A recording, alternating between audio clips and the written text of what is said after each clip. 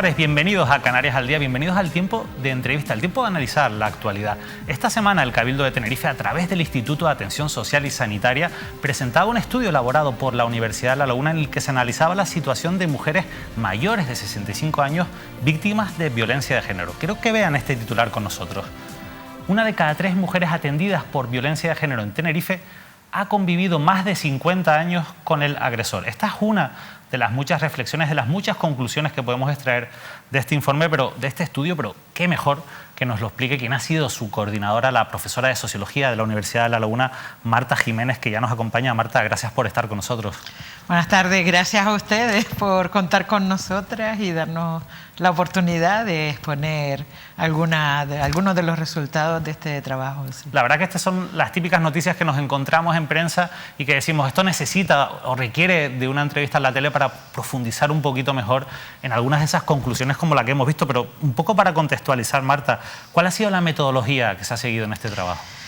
Bueno, el Cabildo contactó con nosotras como en mayo del 2021 y nos hizo una propuesta ya con algunas líneas de trabajo y bueno, nosotras presentamos el proyecto y lo que hicimos fue combinar, por un lado, técnica cuantitativa, hicimos una encuesta que se le pasaba a todas las usuarias mayores de 65 años de los servicios de violencia de género del IAS, ¿no? del Cabildo. Y obtuvimos respuestas de 40, de la mitad de las usuarias en ese momento, o sea que, bueno, un nivel más o menos representativo, interesante, pero sobre todo nos interesaba el trabajo más cualitativo, ¿no? Porque el trabajo tenía 2 objetivos, básicamente, por un lado, un diagnóstico, y el diagnóstico, la foto cuantitativa es una visión panorámica de la situación, pero queríamos entrar en lo cualitativo en el sentido de reflejar las singularidades de las vivencias de la violencia de género en este colectivo. Ya podemos empezar a hacer estudios más singularizados y yo creo que son necesarios. ¿No se habían hecho estudios de estas características? A nivel estatal, en algunas comunidades autónomas se habían hecho algunos, en Madrid, Navarra, en el País Vasco, en Valencia, en Zaragoza, pero no mucho más, o sea que no. La macroencuesta de violencia de género del Instituto de la Mujer sí es verdad que reconoce grupos de edad y da algunas aproximaciones, ¿no?, cuantitativas, ¿no? O sea, nosotros lo que hicimos fue grupos, combinamos entrevistas a 4 mujeres de perfiles distintos, 2 mujeres entre 65 y 70 años y 2 mujeres mayores de 70 años. Entonces combinábamos mujeres rurales, mujeres urbanas, mujeres que habían desarrollado trabajo remunerado, mujeres que se habían dedicado al trabajo doméstico, migrantes, es decir, hicimos todo un diseño un poco para reflejar situaciones diversas, efectivamente, y captar las singularidades, ¿no?, entre la diversidad. Y después hicimos grupos de discusión, uno entre mujeres, también contando con mujeres de asociaciones de mayores, de distintos, que participan en distintas dinámicas y sobre todo, y también obviamente muy agradecida a todas estas mujeres, pero también profesionales de servicios de mayores, de servicios sociales y de servicios de violencia de género, ¿no? Supongo que cuando se inicia un trabajo de estas características se parte con un conocimiento, se parte con una realidad que a lo mejor no ha habido muchos estudios, pero es verdad que ustedes evidentemente saben el terreno en el que están entrando, pero ¿se sorprendieron con el resultado? Sí, te lleva sorpresas, sí. ¿Por qué? Bueno, primero porque tampoco hay muchos estudios y entonces, y después porque en líneas generales en esta realidad se mezclan 2 dimensiones de la realidad que pocas veces se estudian conjuntamente, el género y la edad, ¿no? Y todo eso en el en el ámbito de la violencia, de mujeres quizás afectadas. Hay más información, supongo, sobre mujeres maltratadas jóvenes que mayores. ¿Esto tiene alguna explicación? Bueno, porque es el colectivo mayoritario, eso sin duda, ¿no? Pero también porque progresivamente vamos, en la medida en que pasa el tiempo y se va invirtiendo también en investigación, vamos efectivamente dándonos cuenta de que hay que afrontar estudios con ese carácter interseccional que se llama ahora, ¿no? Que es estudios donde se crucen distintas variables y ver qué pasa ahí, ¿no? Y efectivamente una de las cosas que vimos es que en general el género se trabaja, la violencia de género se trabaja por un lado, la violencia edadista por la edad se trabaja por otro lado, en servicios separados, con miradas distintas, con regulaciones distintas. La violencia por la edad es violencia doméstica, la violencia de género es violencia de género, está reconocida por leyes diferentes, normativas distintas. Por lo tanto, la mirada de las profesionales, pero también de las propias investigadoras, no cruza. No se ha tendido a ver que cómo edad y género se cruzan y las formas de violencia, de modo que hemos encontrado mujeres que han experimentado situaciones de violencia de género, una vez rompen la relación con su agresor, se enfrentan a situaciones de violencia con los hijos o con los familiares que las acogen, ¿no? Por la edad, pero que eso también forma parte de todo el círculo de la violencia de género, ¿no? Al final hay muchas cuestiones por las que me gustaría preguntarle. La verdad es que una de ellas es que si hablamos de mujeres de más de 65 años, hablamos de mujeres criadas en una dictadura. Sí. ¿Esto qué influencia tiene? Terrible. Fueron socializadas en una dictadura que nos decía a las mujeres, tienes que adoptar una posición de sumisión, tu papel es ser madre y ser esposa, sean cuales sean las circunstancias, donde la violencia no era reconocida ni como un delito ni como un problema, era mala suerte en todo caso, ¿no? Que te tocó un hombre malo, pero tienes que aceptarlo porque el matrimonio es para toda la vida, ¿no? Entonces, efectivamente, este es un factor muy condicionante de la realidad de estas mujeres. La gente se pregunta, ¿y por qué han durado 50 años? Bueno, pues porque crecieron en una sociedad que entendía, y todavía algunos sectores entienden, que efectivamente hay que aceptar que el matrimonio es para toda la vida, con quien te toque, ¿no? Al final las mujeres se encargan de los cuidados, ha sido así siempre, lo sigue siendo ahora, son mayoritariamente el grupo que se encarga de los cuidados. Entiendo que también estas mujeres, o muchas de estas mujeres, han cuidado a sus agresores.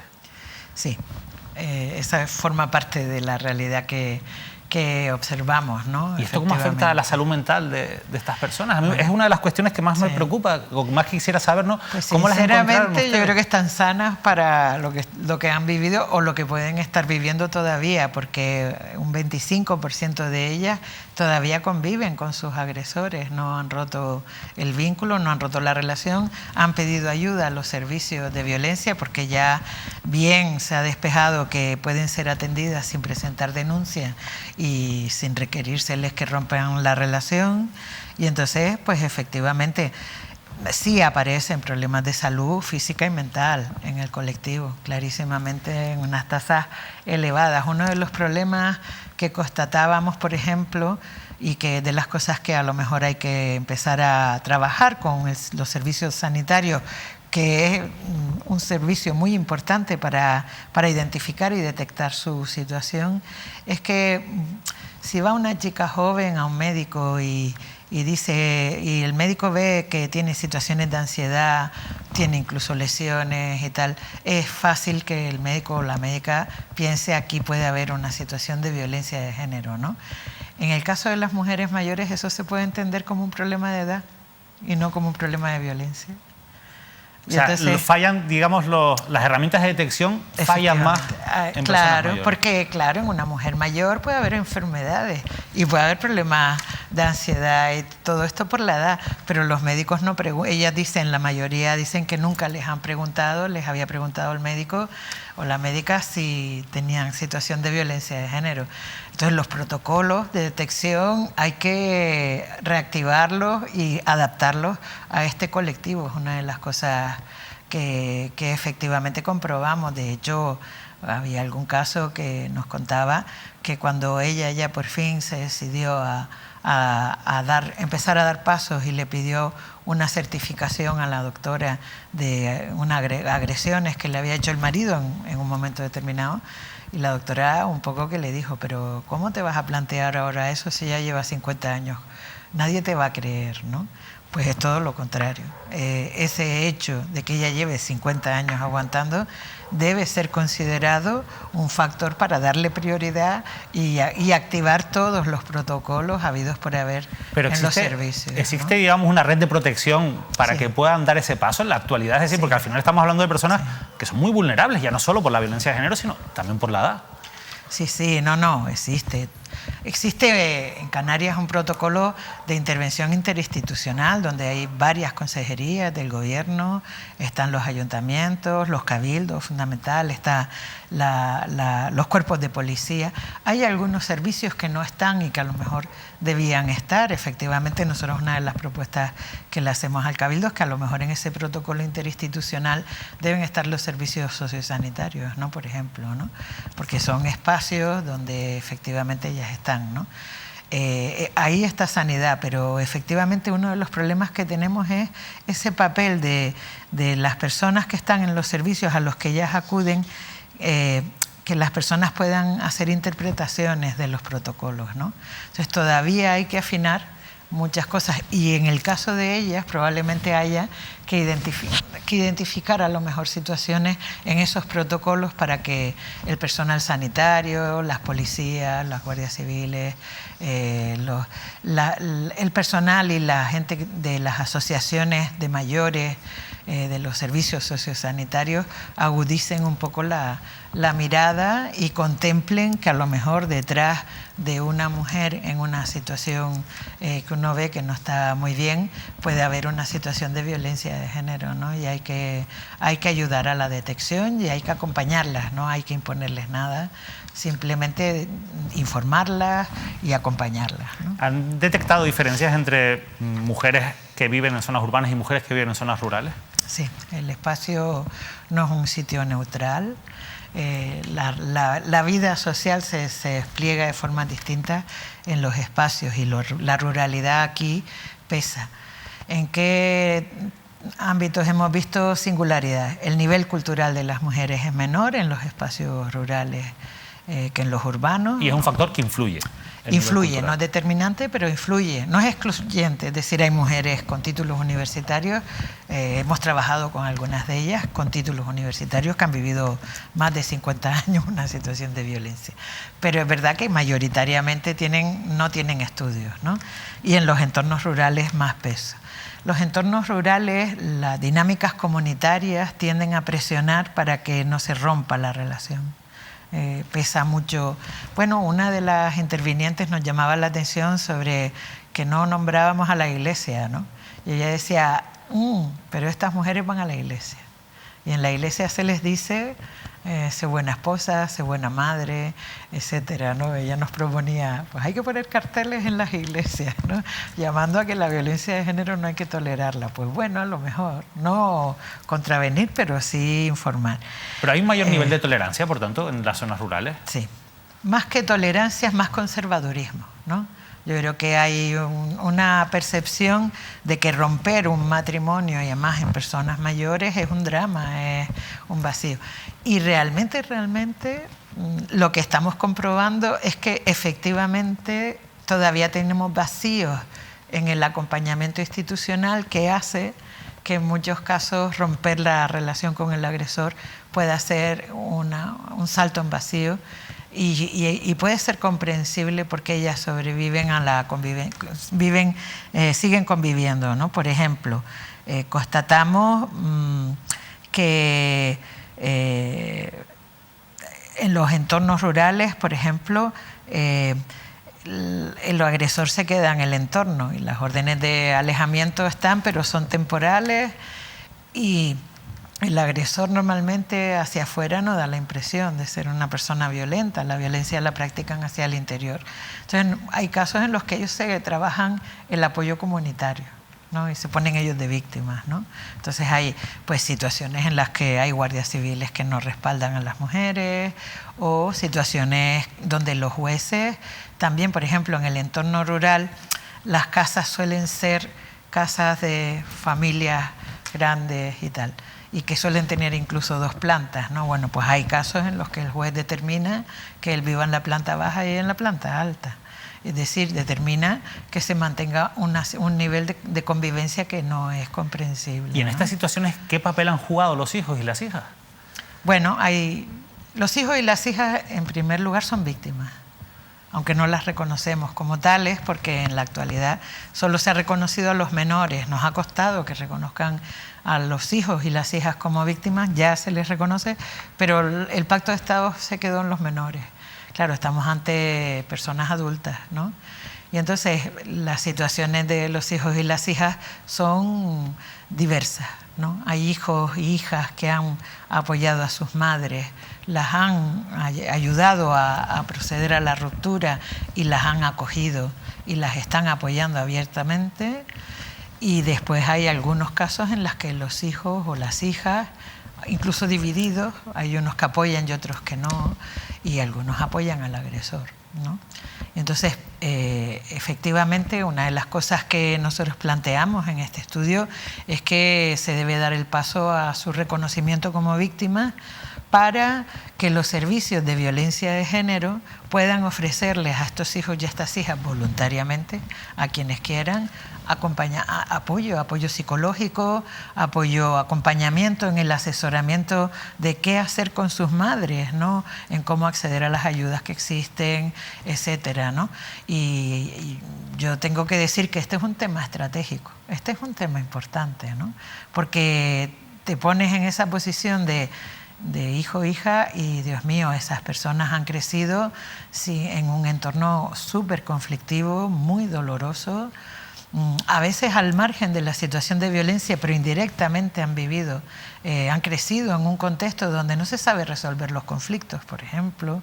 Entonces ahí yo creo que hay posibilidades de intervenciones que pueden ayudar a los hijos y a las hijas a asimilar lo que han vivido, pero también, sobre todo, a ayudarles y apoyarles en el acompañamiento a sus madres, ¿no? Supongo que a lo largo de todo ese trabajo se han encontrado, pues estamos hablando quizás de cosas más genéricas, pero con casos concretos que les han llamado la atención. Hoy escuchábamos en Radio Club Tenerife, en la cadena SER, también como se hablaba de mujeres que han tenido que dormir con un cuchillo debajo de la almohada del marido, con la intención de amenazarlas.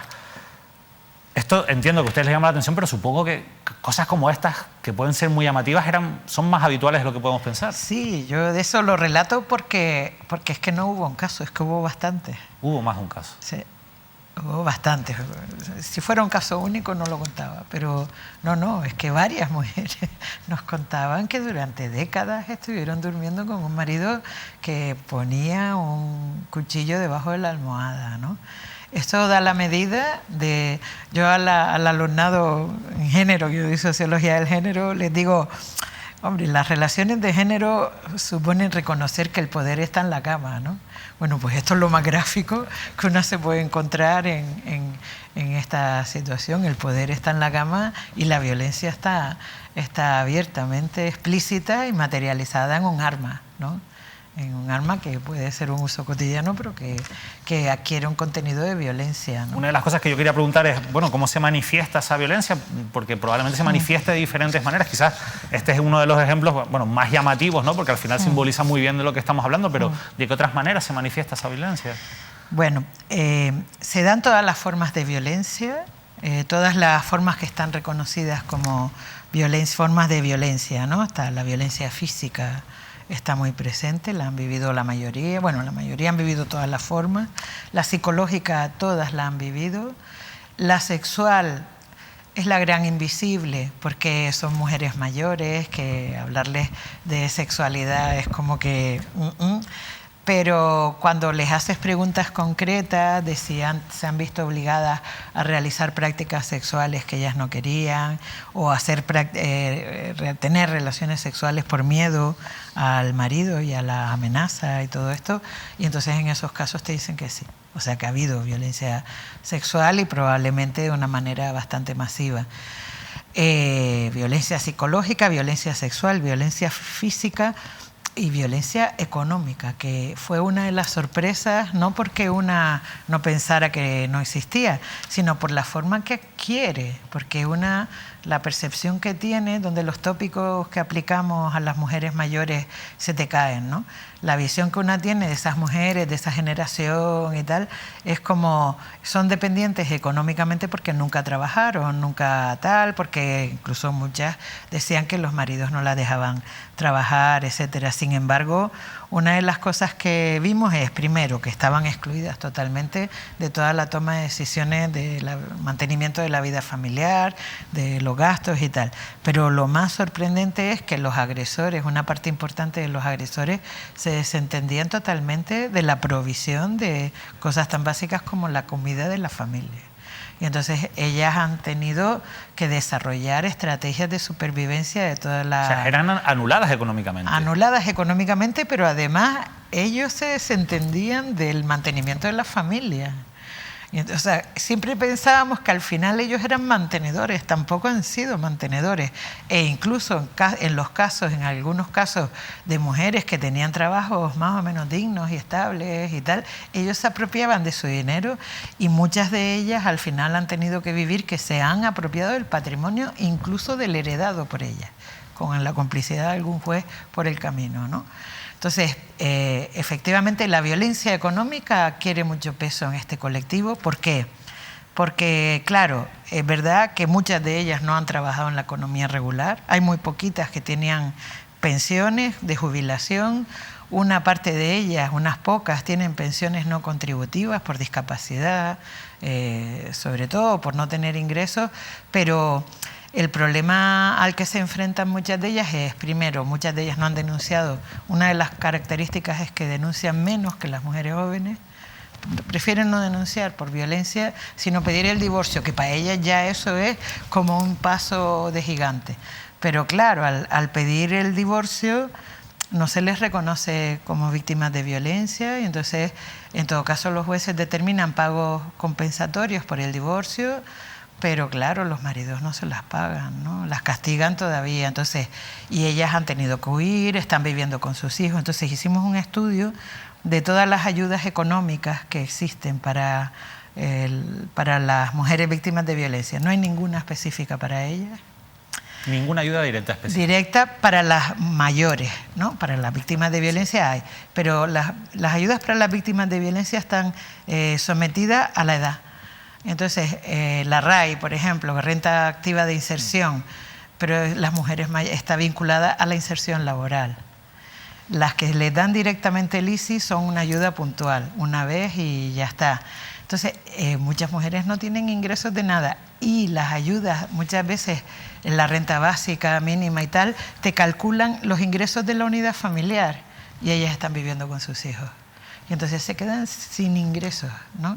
Una de las cosas que le hemos planteado al Cabildo y a las instituciones es que hay que generar una vía de ayudas específicas para ellas no condicionadas a los ingresos de nadie, porque ya está bien, ¿no? Lo bueno es que al final con estos estudios sirven para detectar, pero también para proponer soluciones y para ver dónde está fallando el sistema en este caso. Pero hay un momento que yo creo que es muy interesante. Es verdad que en estas circunstancias, personas mayores de 65 años es muy difícil o les cuesta más denunciar, pero una vez que se consigue dar ese paso, al final es un ejercicio de empoderamiento. ¿Ustedes qué detectan cuando encuentran a esas personas que a pesar de todas estas dificultades han sido capaces de llegar hasta ahí? Ellas se sienten y te dicen que han sido unas cobardes y nosotras les decíamos, perdona, has sido una valiente. Una valiente en todos los sentidos.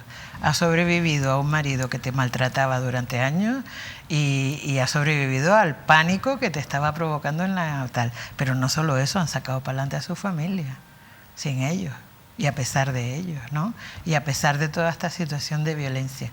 Entonces, Lo que sí es verdad es que el acto ya de separarse de ellos y de romper la relación es un acto que las autoafirma, les da seguridad. Aunque ahí hay que decir que constatábamos incluso dentro del colectivo, una cosa eran las mayores de 75 años, que ahí hay una sensación más de agotamiento, tal, y las que oscilaban entre los 65 y los 70 o 75, que todavía se sienten con capacidad de proyectar su vida, de ilusionarse y tal. Entonces, bueno, yo creo que hay mucho trabajo por hacer para que nosotras, una de las cosas que le decíamos al Cabildo, no podemos apuntarlas en listas de espera para la atención psicológica, porque estas mujeres se sienten en el final de su vida y tenemos que ser capaces de un acompañamiento que les permita ver en positivo lo que les queda de vida y ver en positivo su papel en la vida, en la familia, etcétera, ¿no? En una actitud afirmativa, positiva con lo que han vivido y con lo que les queda por hacer. Yo siempre pienso que en violencia de género no es bueno infantilizar ni victimizar a las mujeres. Hay que verlas como agentes activos, porque ellas han sobrevivido, porque han sido agentes activos, luchando con la vida que les tocó vivir, ¿no? ¿Y cómo hacemos para llegar hasta ellas, hasta esas que entiendo que no están en esas estadísticas, que probablemente sean difíciles de contabilizar, pero que viendo esas dinámicas y esas realidades entiendo que son bastantes las que se encuentran en esa situación? Sí. ¿Cómo llegamos hasta ellas? Nosotras proponemos un montón de medidas al Cabildo y, bueno, en general, porque al final te aparecen cosas que afectan a varias instituciones, ¿no? Hay que mejorar las vías de detección, los protocolos. Nosotras decíamos, por ejemplo, formar al personal que trabaja con mayores en perspectiva de género y en violencia de género, pero también formar al personal de violencia de género en edadismo, ¿no? en las singularidades de estas mujeres, con el cruce con distintas situaciones de vulnerabilidad, porque no nos hemos metido, aunque aparecían, las situaciones de cuando se cruza género, edad y discapacidad, o las mujeres migrantes, que la situación de indefensión ya es absoluta para ellas, ¿no? Porque no tienen familia, están aisladas, situaciones muy, muy críticas, ¿no? Ese capital económico que también juega un factor muy importante, el capital social. Marta, nos hemos quedado sin tiempo, la verdad es que me gustaría poder repetir. Como ustedes siguen trabajando y hacen un trabajo muy importante desde la universidad, yo creo que más adelante podemos seguir hablando sobre estas cosas, que yo creo que además es necesario, un ejercicio que yo creo que los medios de comunicación también tenemos que hacer más a menudo. Muy en positivo, solo si me dejas leer una frase de una de ellas, porque yo creo que es un buen refleja ese espíritu en el que ellas se sitúan, ¿no? Ella dice: eso es lo que yo le decía a este hombre. Mi madre no me parió para que tú me maltrates, ¿no? A mí me encanta esto como un lema para ellas, ¿no? Que eso sale de una de ellas, ¿no? Y es así, yo creo que es bonito pensar. A mí me gusta como así. Final de esta entrevista, Marta, de verdad. Bien. Muchísimas gracias. Pues nada, a ustedes. Esperamos, ¿no?, que para ustedes también haya sido interesante esta entrevista. Tenemos que hablar más de violencia de género y también hablar de esas víctimas que a veces son más invisibles en general para el sistema y para la sociedad, como pueden ser las mujeres mayores de 65 años. Sus madres no las parieron para que los hombres las maltrataran. Y con esa frase de una de estas víctimas que ha sido protagonista de este trabajo, pues queremos poner punto final a esta entrevista. Que pasen una feliz noche.